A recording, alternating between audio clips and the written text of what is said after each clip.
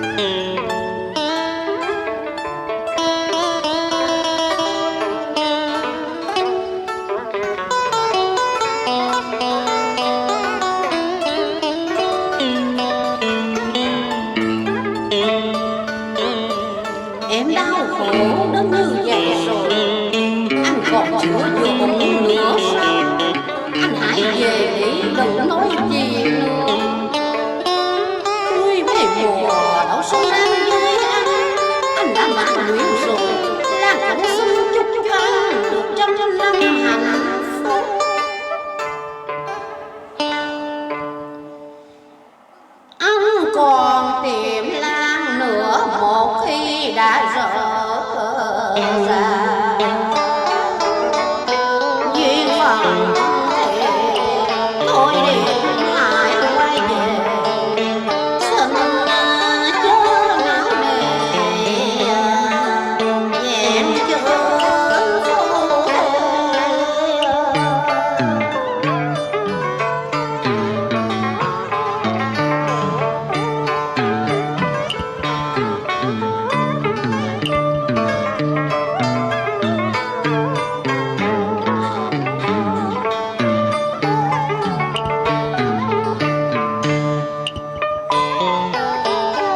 bao nhiêu đau khổ qua chẳng có đau lòng đã nên nghĩa vợ chồng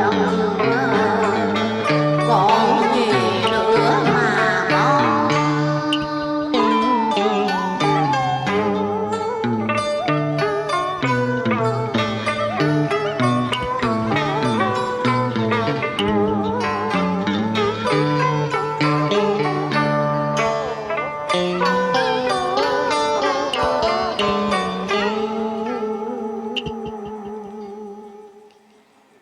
Duyên mong tình tan lưu luyến mà chi đi phải về đi con tay mình ngu mình dài sát bướm cành lãng đã vùi sâu nơi đáy mồ dính biệt ghê từ đây thôi điệp mãi quay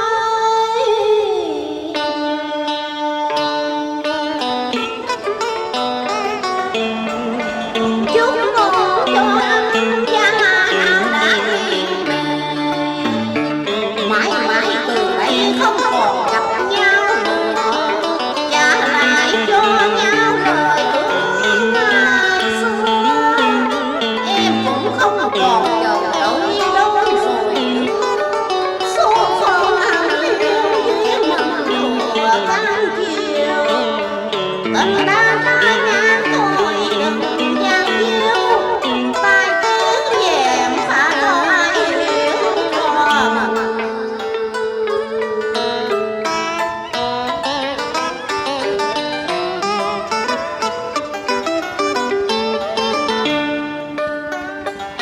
Tất cả đã mất rồi chỉ còn lại nỗi đau sự thật đã phơi bày là anh không hiểu.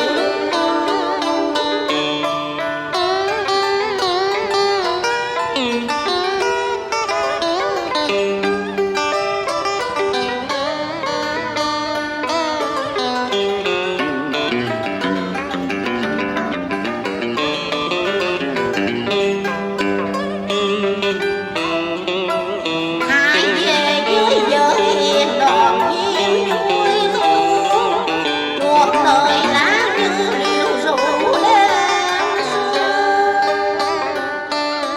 xin đừng chua xót yêu thương đời làng khối xưa ngoan hiền.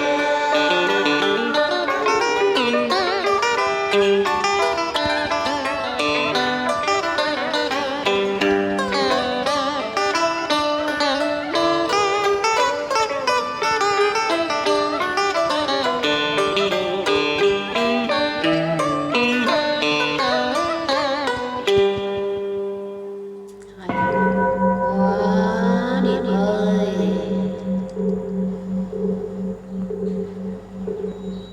Cảm ơn Kiếp Song ca với lời rất nhiều nha. Cảm ơn cả nhà yêu đã cổ vũ cho